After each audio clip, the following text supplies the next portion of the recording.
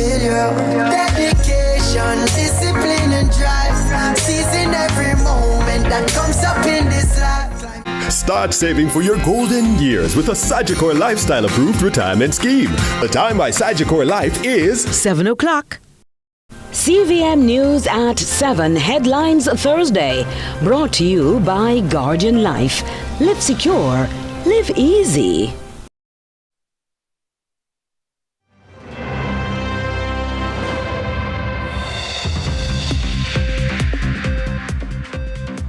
Tonight in CVM News at 7, Haiti's Prime Minister stands down as Transitional Council takes control. Security guard accused of attempted rape of a minor, and civil groups challenge expulsion of kissing girls. Also this evening, Rio Cobre pollution protest. In the business report, soft changes for GOJ procurement. And in sports, the Jamaica Cricket Association, JCA, has a new president.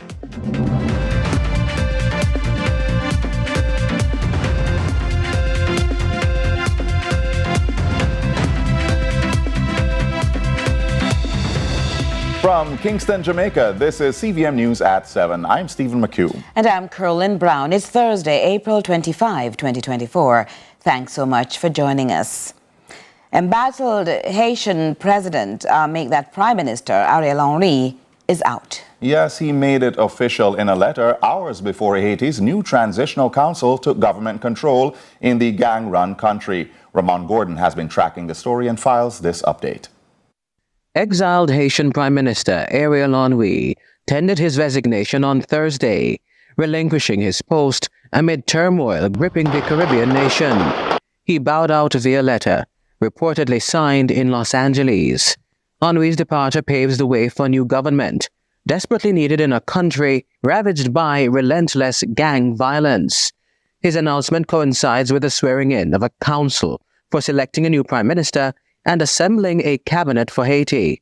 Jamaica's Foreign Affairs Minister Camilla Johnson-Smith had, at a post-cabinet press briefing on April 17, given an update on the Transitional Council. You'll recall that the landmark outcome of the meeting that was held in Kingston on March 11th was the document which set out the agreement to establish a transitional presidential council. That process made significant progress when the official decree naming the members was published in Le Moniteur in Haiti as required by their legal procedures. Henry, back in March, said he'd step down only after the council was formed. He made that decree in exile, as gang forces overran an airport in Haiti's capital, preventing the then Prime Minister's return. The Transitional Council has 9 members. 2 are without voting rights. The council will choose a leader and a Prime Minister, but in the interim, it will have certain presidential powers by majority vote and to operate up to February 2026. Jamaica hosted an emergency meeting on the crisis back in March. It came amid criticism of Jamaica's own handling of Haitian migrants. Haiti is now at a tipping point. CARICOM heads have been intensively engaged in discussion and outreach, which deepened over the past week and indeed today. Strong and decisive action owned by the people of Haiti must be taken to stem the sea of lawlessness and hopelessness before it is too late. The government has since accepted 59 Haitian orphans and their caregivers and reaffirmed its commitment to pursuing peace in the region. However, those efforts may face fierce opposition from gang forces on the ground who are demanding a seat at the table. Ramon Gordon for CVM News. Coming back home now, in Westmoreland, 2 Grange Hill High School students, a male and a female, were reportedly shot nearby their school premises at around 5 this afternoon. Now, the male student succumbed to his injuries, while the 16-year-old female remains hospitalized in critical condition.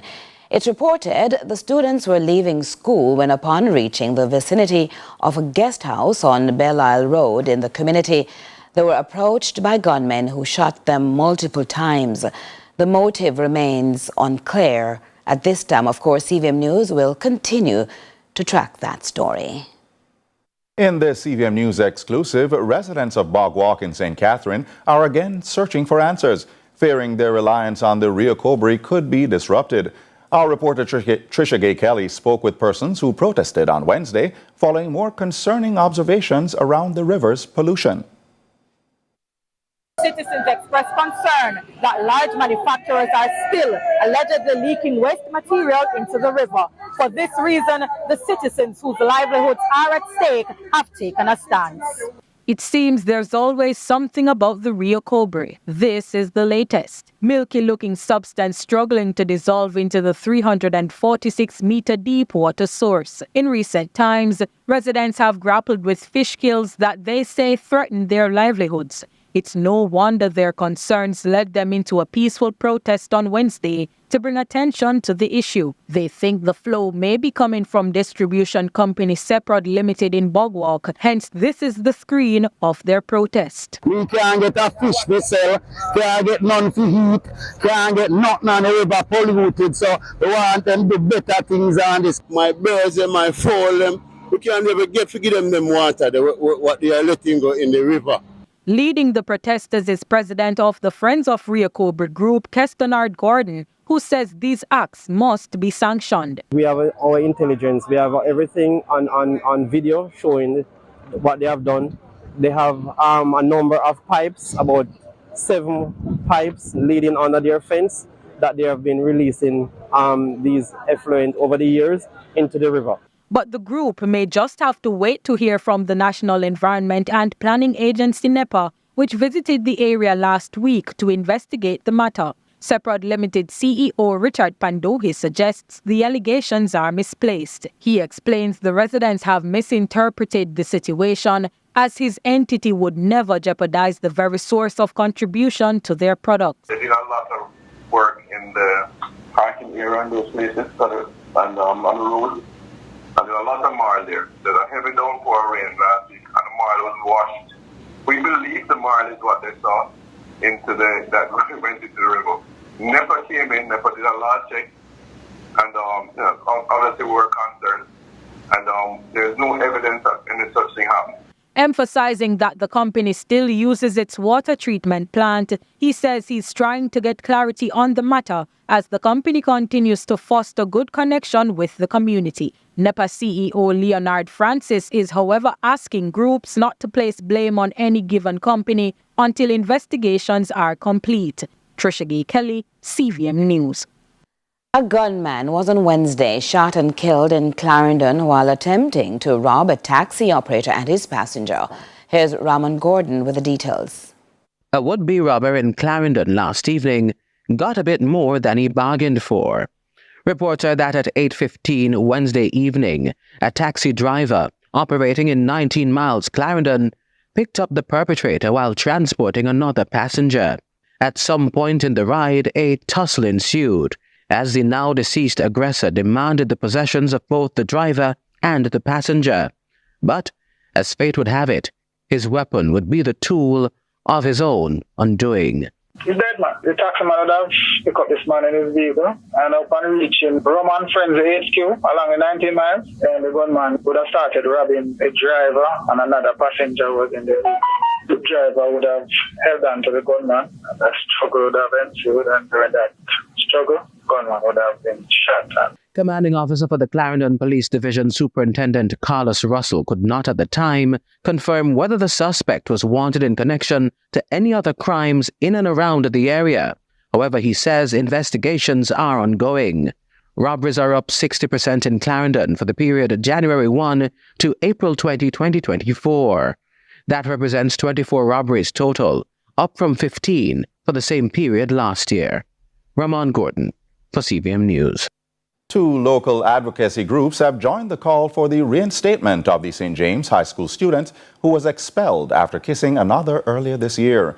While one of the girls has been enrolled at another institution, the other has since been at home.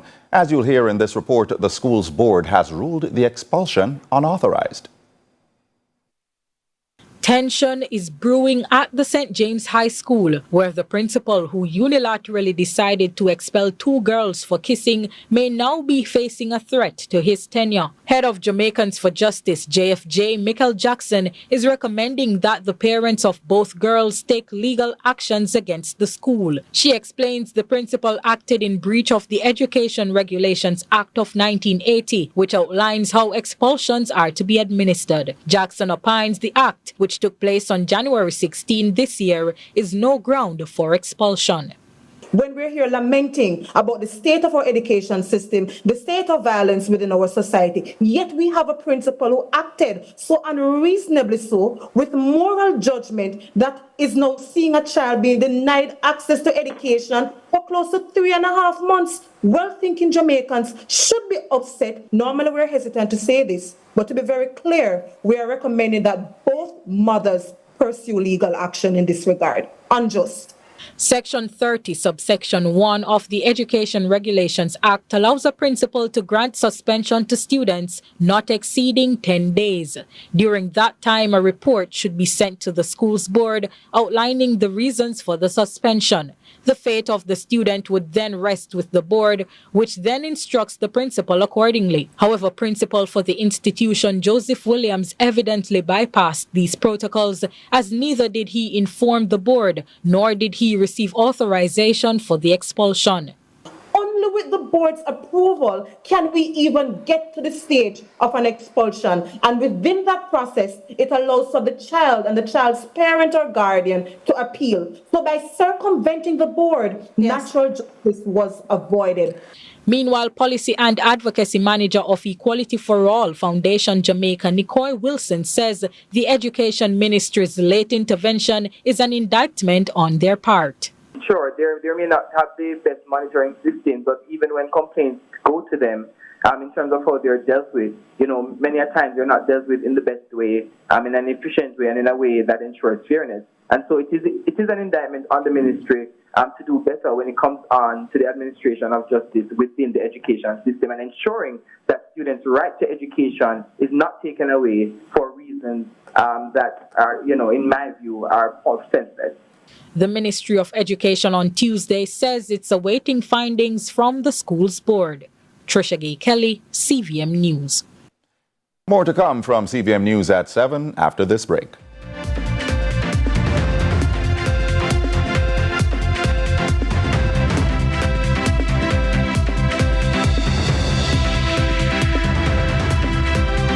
CVM News at 7, headlines Thursday, brought to you by Guardian Life. Live secure, live easy.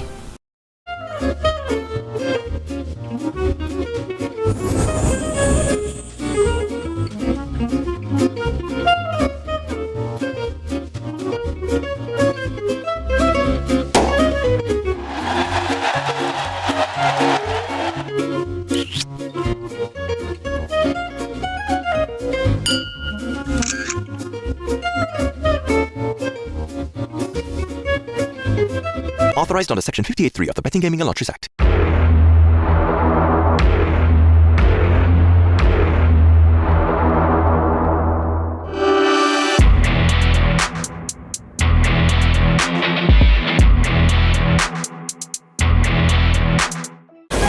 am the only dog. But we fix our business fair, More comfortable. More comfortable for what, Pastor? Jamaica's favorite drama, Your Guilty Pleasure. Royal Palm Estate is on CVM every Tuesday and Sunday at 9 p.m. Our days get a little complex sometimes. Often so many things make sense, yet so many do not. We are being intentional about giving prominence to the big stories in order to clarify and enlighten. Lead Story explains who, what, when, where, why, and how. Lead Story with George Davis, weekdays at 6:30 p.m. on CVM TV.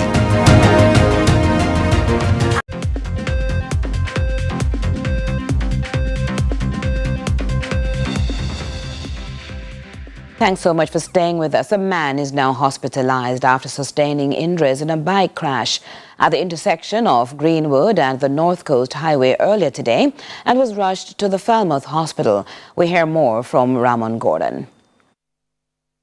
It's just when he flick. Over me say me think him and dead me thinking properly over here. So me say Jesus Christ. This was the account from one eyewitness just before noon today at the Greenwood and North Coast intersection in Trelawney. A motorcycle and a Jeep Cherokee SUV collided after what eyewitnesses described as poor judgment on the part of the motorcyclist. Yeah, man, coming from over Greenwood hardware side, right? The light was on green. Put on the indicator and don't turn right. When we reach about in the middle of the road, here comes the bike man. He stop. He just cause other vehicles stop and him just overtake them and they come. You know what I mean? We couldn't do nothing more. He just come right in the vehicle. You know what I mean? And mash up himself and mash up radiator. All me say, I don't know why bike man feels that them nothing wait at the intersection or no at all and just ride like that. The driver says he's more concerned about the injuries sustained by the motorcyclist and wishes all riders would proceed more safely on the nation's roads. I'm not so concerned about the vehicle, you know. He mash up all him foot all and something, man. The light was on green. I mean, they proceed. Them need to take time, man, and take time ride the bike them. You know what I mean? Because it could have more severe, he could have dead pan spot a while ago. Because when we see him looking at the van, you know, the van is a tough vehicle, you know, when you're looking at it, you fling him all the way down there, so I think him dead, boy, I tell you. As at 6 a.m. Thursday morning, there were 136 reported deaths, resulting from 117 collisions. Ramon Gordon for CVM News. Now in some news on education, the STEM program is poised as an engine to drive Jamaica's development and bolster the country's international competitiveness. Prime Minister Andrew Holness made a number of declarations at the opening day of a conference which is in its second day today in St. Andrew. STEM, science, technology, engineering and mathematics, continues to spread its roots, with a big branch requiring a big cutter on April 23 at the opening of the 21st Century Ed Future Ready International Conference at the University of Technology, UTech. The Prime Minister announcing a move to reshape and prepare students and other educators for big things defined by AI, automation and robotics. I am pleased to declare Jamaica as a STEM island with a vision of fostering innovation, driving economic growth and empowering our people to thrive in the global knowledge economy. Through our collaborative all-hands-on-deck approach, government, private sector, academia and civil society, we will work towards this goal. Jamaica is now officially declared a STEM island. He also announced a Teacher Innovation Center is to be built at Hero Circle in Kingston, which is in close proximity to Micro Teachers College, where the STEM Tertiary Scholarship Program was launched a year ago. While not saying when, PM Holness says the comprehensive STEM reform will run from the primary through to the tertiary levels to include the development of ecosystems for startups, entrepreneurs and innovators, and much more. We will encourage the growth of STEM industries such as biotechnology, information technology, and advanced manufacturing. We will also leverage STEM to grow and monetize the musical, artistic, cultural, and other natural talents of our people. We will leverage STEM solutions to address environmental challenges, including climate change, renewable energy, and sustainable agriculture. We will develop a skilled workforce capable of competing in global markets. We will position Jamaica as a hub for STEM research, innovation, collaboration, and other developments in the Caribbean and beyond. Do stay with us for the business segment after the break.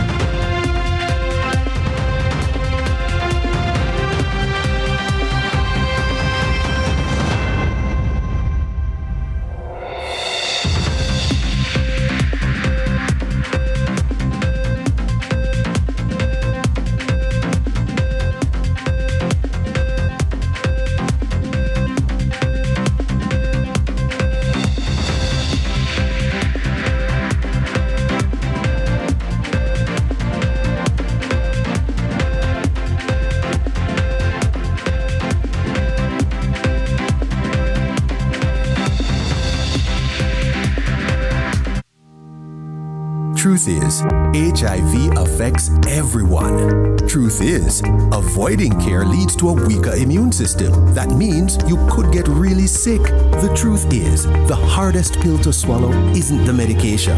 It's the problems that follow when you don't take them. Let's get through this together. Remain in care. You can live life to the fullest with HIV. And that's the truth. A message from the Ministry of Health and Wellness.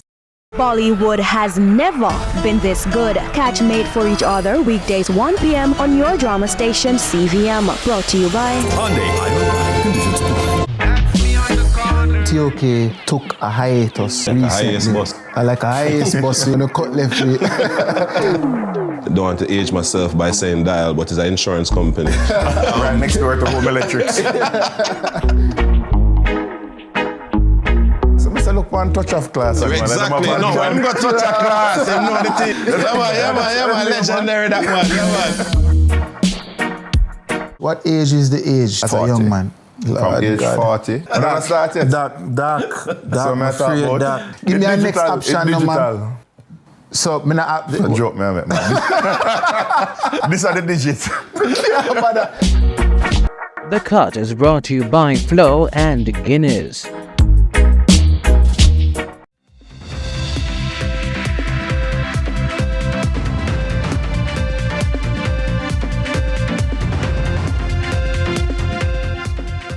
And welcome to the Business Report. I'm Andrew Laidley. Minister of Labour and Social Security Pernell Charles Jr. has announced that a new PATH program will be coming soon. This following an ongoing cross-island consultation which is intended to inform what the new PATH model will look like. After we've gathered all the information, that information will be funneled to those two technical working groups. Those two technical working groups will be treating with different issues. The first one is going to focus their attention on the review and it will ensure that it scrutinizes the specific issues regarding the design of PATH. And the other one is going to look on the more procedural structure of PATH, the rules and those things, to ensure that at the end of the day, whatever the outcome is, we will be improving. We also will have a steering committee that will take and receive that information from the two technical working groups, and that steering committee will then advise me as minister and advise the ministry on what the next steps for the new program will be. Now, in addition to the procurement changes announced by the finance minister during his budget debate presentation, Dr. Nigel Clark has revealed further changes which are expected to elevate the procurement standard in Jamaica. Mandatory standstill period abolished. Procurement contract threshold increased. Sector committees removed. Limit required for approval from the Public Procurement Commission doubled. All policy changes intended to make government procurement more agile and efficient. But it doesn't stop there. Here are the things to think about. All right? These are the questions to ask. So you don't go 9 months down and say, oh my God, because I didn't put this in or that in, people thought that, or the evaluation criteria did not contemplate X and Y, and so I have to do it over. Also on the cards, new standards. A benchmark of timelines. Because we know the procurement has many steps. You have the procurement officer, you have the head of entity or the procurement committee in the department, then you used to have the sector committee, but you have the PPC, some places you have the board in between, you have cabinet, etc. What the office has done is to say, for this part of the step, it should not take more than this number of days.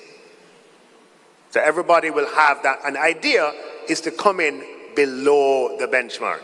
Dr. Clark says agencies will be monitored for efficiency based on these standards to ensure optimal service. The good news with an electronic procurement system, we will be able to measure and report on how entities are performing with respect to these benchmarks. Aside from those soft changes, the finance minister announced the introduction of the Government of Jamaica Procurement Awards, which he hopes will motivate public procurement officials to strive for excellence in their careers. Producer prices increased in March. Mining and quarrying industry costs went up 0.8%, while manufacturing prices moved up by 0.1%. Now, according to the Statistical Institute of Jamaica Statin, the price increase in mining and quarrying was due to depreciation of the Jamaican dollar vis-a-vis the US dollar. Now, on the manufacturing side, prices were higher because of food costs, as well as the cost associated with refined petroleum products. And that's your business report. Up next is your market summary. Do stay tuned for more CVM News at 7 with Curlin and Stephen after the break.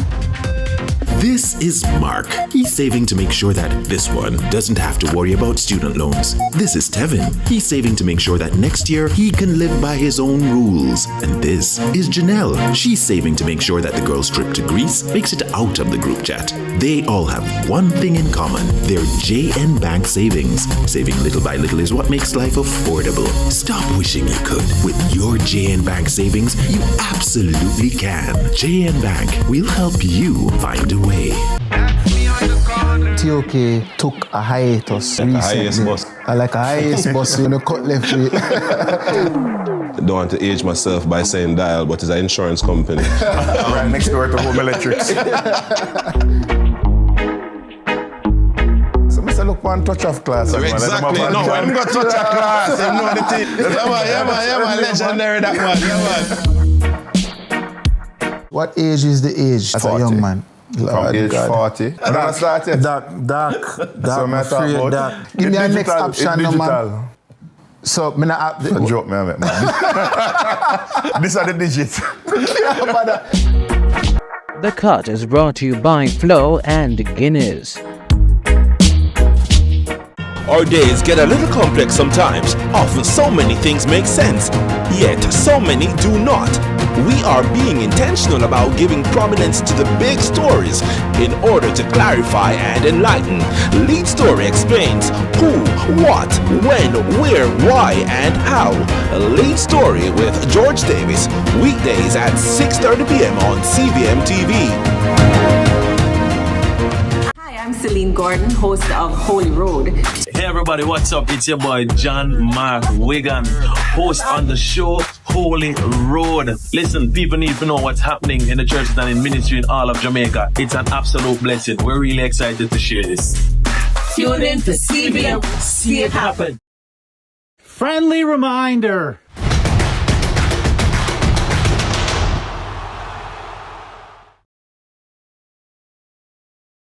Jamaica's favorite drama, Your Guilty Pleasure. Listen to me, is it Reverend Madden? I don't want you to gamble with my life or the lives of our children. Royal Palm Estate is on CVM every Tuesday and Sunday at 9 p.m.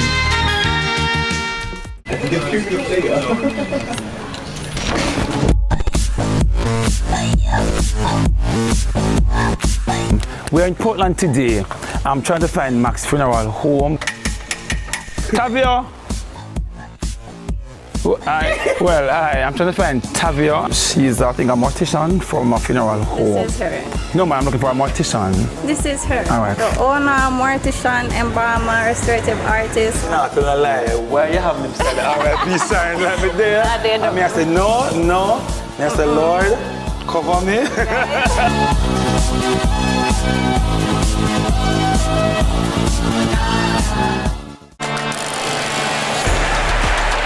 Cesar Huerta pounces. It's That's a wonderful finish from Luis Chavez.